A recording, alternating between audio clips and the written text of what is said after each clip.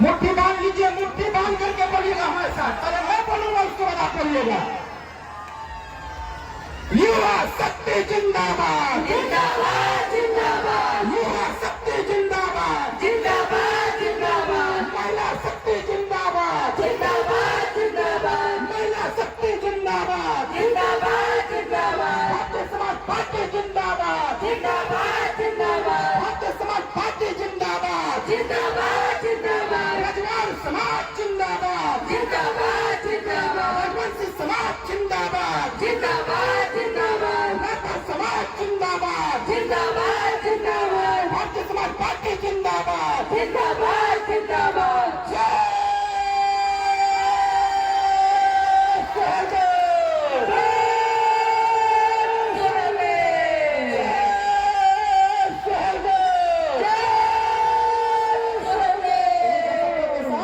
मैं अपनी बारी को विराम देता हूँ। टाइगर में आना तो अकेले मत आना मेरे भाई, अपने साथ कम से कम 50 नौजवानों को लेकर के आना, क्योंकि जब तक आप जागरूक नहीं होंगे अपने हिस्से के प्रति, अपने अधिकार के प्रति, अपने शिक्षा के प्रति, अपनी नौकरी रोजगार के प्रति, तब तक ये बेईमान आपको आपका हिस्सा देने वाले नहीं है। बताइए सही कह रहा हूं कि गलत? जोर से बोलिए सही कि गलत? तो कितने लोग सही का साथ देंगे? जरा हाथ उठाइए, दोनों हाथ उठाइए। घबरा तो ना हुआ सब लोग? अरे यार, जब जब हाथ उठावत हुआ तब विरोधी का छाती फटने लगा था। जब जब आप हाथ उठा रहे हैं, शाम तक देखिएगा क्या दृश्य होता है। इसलिए मैं आपसे आग्रह करूंगा, हम सबके नेता आपके बीच में बैठे हुए हैं और हम सबको अपने नेताजी के साथ चलना है। हमारे नेता का जो आदेश, जो निर्देश होगा, उसका पालन किया जाएगा। और जब तक सुहेलदेव भारतीय समाज पार्टी ना कहते, तब तक किसी के रैली में जाने की आवश्यकता नहीं है। इन्हीं शब्दों के साथ मैं बहुत बहुत बधाई और धन्यवाद देते हुए, अपने नौजवान साथियों को बहुत बहुत धन्यवाद देते हुए, क्या विपक्ष आज सारे लोगों को नींद नहीं आएगा कि वो प्रकाश राजभर ने जो जनसैलाब सीतामढ़ी में इकट्ठा किया, उतना जनसैलाब किसी की क्षमता नहीं है कितने ज्यादा तादाद में किसी महिलाओं को इकट्ठा कर दे। नौजवान भाइयों, अरे आपको कमर कसना होगा, अरे साबित करना होगा। अगर देश में प्रदेश में हमने है ही, तो बताओ हम को हिस्सा मिले के चाहे कि ना मिले के चाहे? बताओ, मिलना चाहिए कि नहीं मिलना चाहिए? राजा सुहेलदेव राजभर जी कहा करते थे, अगर मांगने से ना मिले तो छीनने का काम करो। और नौजवान भाइयों, मैं कहना चाहता हूं, हंगामा खड़ा करना हमारा मकसद नहीं। मैं विरोधियों को बताना चाहूंगा, जो हमारे नेता की ताकत पर आशंका जताने का काम किया है, हंगामा खड़ा करना हमारा मकसद नहीं। हमारी कोशिश है कि ये सूरत बदलनी चाहिए। अरे तेरे दिल में ना सही, मेरे दिल में ही सही, हो कहीं भी आग बस वो आग जलनी चाहिए, हो कहीं भी आग बस वो आग जलनी चाहिए। ये बताओ, हम लोग अपनी लड़ाई लड़ा जाए कि न लड़ा जाए? एक तो तादाद में महिलाएं आई है। उत्तर प्रदेश में हम लोग चाहते हुए हैं कि उत्तर प्रदेश में पूर्ण रूप से शराब बंद होना चाहिए। हम भी चाहते हैं बिहार में नाम मात्र का शराब बंद है, कानून बनाना चाहिए। हम लोग तो बात करते हैं कानून बनाने की कि जो भी शराब पीता है उसको कुछ नहीं करेंगे, लेकिन अगर दारू बेचते हुए कोई पाया गया तो सीधे उसको जेल की सलाखों के पीछे ठूस दिया जाएगा और आजीवन जमानत नहीं होने दिया जाएगा। बिहार में तो नाम मात्र का शराब बंद है, नाम मात्र का शराब बंद है। एक रजवाड़ समाज का लड़का बोल रहा था यूट्यूब पर आकर के कि जो लोग कहते हैं कि शराब बंद बिहार में, यहाँ के लोग कहते हैं वही मोटका मोटका चैन पहन के टहल रहे हैं। नौजवान भाइयों, माताओं और बहनों, आपका हक अधिकार तभी मिलेगा जब बिहार में पूर्ण रूप से शराब बंद होगा, तभी जाकर के 2000 रुपया पेंशन प्राप्त होगा और आपके बच्चे को रोजगार मिलेगा। हम लोग आ रहे थे, हमारा कितना बड़ा दुर्भाग्य है, सबसे ज्यादा देश में अगर IAS और IPS है तो बिहार के रहने वाले हैं। और बिहार की दुर्दशा क्या है साथियों? बिहार की दुर्दशा क्या है? आज मुंबई की फैक्ट्री बिहार का मजदूर चलाता है, गुजरात की फैक्ट्री बिहार का मजदूर चलाता है, पंजाब की फैक्ट्री बिहार का मजदूर चलाता है। इसी बात की तो लड़ाई है। अगर बिहार का नौजवान गुजरात, पंजाब, महाराष्ट्र की फैक्ट्री चला सकता है व्यवस्था ऐसा होना चाहिए कि महाराष्ट्र का व्यक्ति बिहार में आके कल कारखाना लगावे और यहाँ के नौजवानों को यही को रोजगार मिले। हम क्यों जाएंगे गुलामी करने? हमारा बिहार का युवा जाता है पंजाब को पंजाबी मारता है, हमारा बिहार का युवा जाता है गुजरात को गुजराती मारता है, हमारा बिहार का नौजवान जाता है महाराष्ट्र को महाराष्ट्री मारता है। अरे जरा पूछो अपने माँ से, जब दीपावली और होली आता है तो जब आपका बेटा आपके बीच में नहीं आ पाता है कितना कष्ट होता है। माताओं लड़ाई इसी बात की है। अगर बिहार और उत्तर प्रदेश का नौजवान देश की आर्थिक स्थिति को सही कर सकता है तो बिहार और उत्तर प्रदेश में कल कारखाने को धंधे लगने चाहिए और बिहार के नौजवानों को यही पर रोजगार मिलना चाहिए। साथियों, इस बात की लड़ाई हमारी है। आज लोग आपसे पूछते हैं कि कितनी संख्या में है लोग, तो मैं बताना चाहता हूं, अरे कान खोल के सुन लीजिए कि बिहार प्रदेश में ये राजभर रजवार राजवंशी समाज के लोग 1,32,86,270 की संख्या में रहते हैं। ये मेरे पास इसका गणना है। क्या बात कर रहे हो? अभी मैं 4-5 दिन पहले से यहाँ बड़े नेता से मैं बात कर रहा हूँ। मैंने कहा कि यहाँ पर मिलकर के चुनाव लड़ा जाए, जो हिस्सेदारी भागीदारी है वो हमारे लोगों को मिलना चाहिए।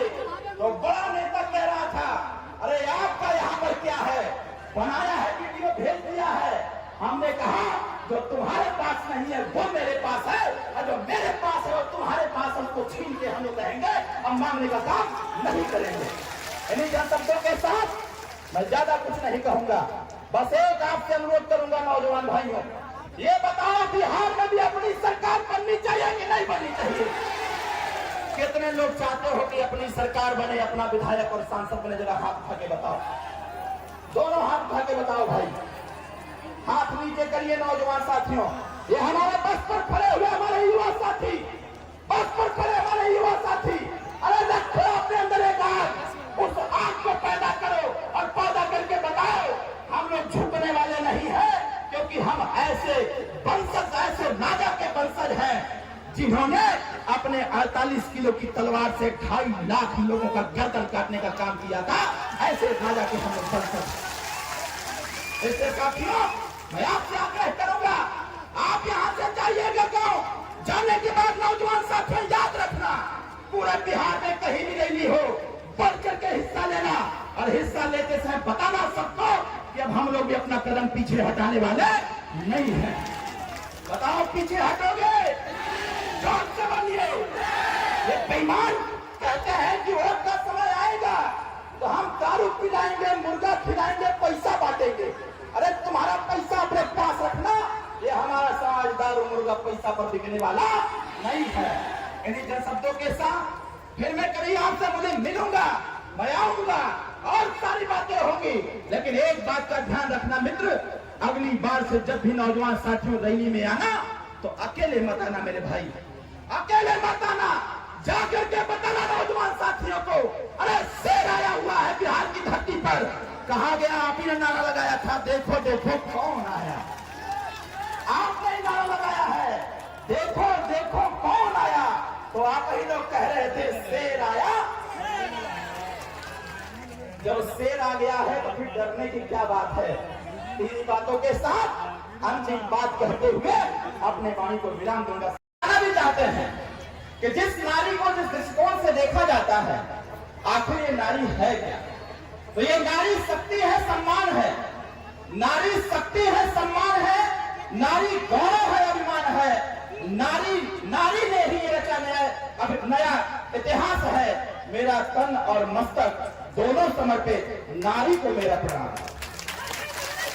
उस मंच पर विराजमान हम सबके नेता, हम सबके अग्रज, करोड़ों लोगों की आवाज माननीय नेताजी के साथ साथ सभी नेतागण का मैं इस 22वें स्थापना दिवस के अवसर पर मैं सभी लोगों का बहुत बहुत स्वागत करता हूं।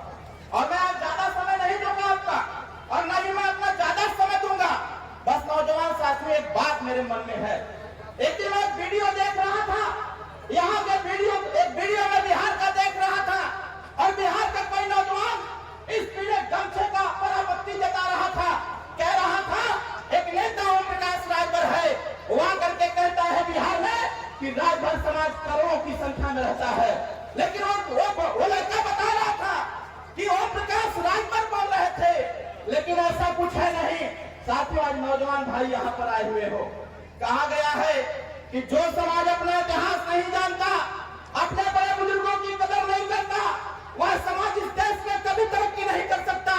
अभी हमारे पूर्व के वक्ता ने चक्रवर्ती सम्राट राष्ट्रवीर राजभर महाराजा सुहेलदेव राजभर जी का नाम लिया। ये नाम लेना इस बात की गवाही देता है, जो लोग आपसे आपके औकात आपकी हैसियत पूछते हैं, ऐसे लोगों को बताने का काम करो। जब इस देश के अधिक से अधिक राजा हार चुके थे, तब इस देश को बचाने का काम किसने किया था? कई राजभर राजवंशी समाज के लोगों ने किया था। साथियों, उनको बताने का काम करो। अरे अगर ये राजतंत्र होता, अगर ये राजतंत्र होता तो मैं दावे के साथ कह रहा हूं, अगर ये राजतंत्र होता तो बिहार में राजभर राजवाड़ का शासन होता, किसी दूसरे का शासन नहीं होता। साथियों, अगर राजतंत्र होता तो ये लोकतंत्र है, और लोकतंत्र में सबसे बड़ी ताकत वोट में होती है। उस समय जब ये देश गुलाम था, जब इस देश में विदेशी आक्रांताओं ने हमला किया था, तो इन माताओं बहनों की रक्षा करने के लिए राजभर राजा सुहेलदेव राजभर जी ने 48 किलो की तलवार उठाया था। और आज जब माननीय ओम प्रकाश राजभर आपके हितों, आपके अधिकारों की रक्षा के लिए आपसे झंडा उठाने की बात कह रहा है, तो हमारा नौजवान कह रहा है। नौजवान भाइयों, एक बात समझो, आज यहाँ पर हमको इस बात को कहने पर विवश होना पड़ रहा है। अरे लोग आपसे आपके औकात पूछने का काम कर रहे हैं, तो मैं आज बताने आया हुआ हूँ। ये जो लोग कहते हैं कि मुट्ठी भर राजभर राजवाड़ राजवंशी रहता है, अरे मेरे पास तो पूरा रिकॉर्ड है। साथियों, बिहार देश में खाली राजभर राजवाड़ राजवंशी एक साथ खड़ा हो जाए तो हमारी सरकार बिहार में होगी, बाकी किसी की सरकार नहीं बनने वाली है। क्या बात करते हो? हम आज इस बात को जरूर कहना चाहेंगे। माताओं बहनों, यहाँ पर नौजवान साथियों, 5 पीढ़ी के लोग बैठे हुए हैं, 5 पीढ़ी के लोग बैठे हुए हैं। यहाँ पर 90 साल का बुजुर्ग भी है, यहाँ पर 40 साल का व्यक्ति भी है, यहाँ पर 25 साल का नौजवान भी है, यहाँ पर 12 साल का बच्चा भी है, और माँ के गोद में बैठा हुआ सोया हुआ एक 2 महीने का लड़का भी है। साथियों, 5 पीढ़ी के लोग बैठे हुए हैं। और साथियों, इतिहास गवाह है, जब 3 पीढ़ी के लोग एक साथ खड़ा होकर के संघर्ष करने का काम करे और लक्ष्य की प्राप्ति के लिए काम करना चालू कर देते हैं, तो दुनिया की कोई ताकत नहीं है जो उसको लक्ष्य प्राप्ति से रोक सके। साथियों, इसका मैं आपसे कहना चाहता हूँ, नौजवान भाइयों को मैं कहना चाहता हूँ, ये बदलने का काम ना करो। अरे देखो, उत्तर प्रदेश में जलवा मचा के रखा हुआ है। उत्तर प्रदेश में किसी की हैसियत नहीं है, किसी गरीब को कोई प्रताड़ित कर दे। उत्तर प्रदेश में किसी की क्षमता नहीं है कि कोई ओम प्रकाश राजभर की ताकत को कम कर दे। उसी ताकत को यहाँ बढ़ाने के लिए हम लोग आए हुए हैं। नौजवान भाई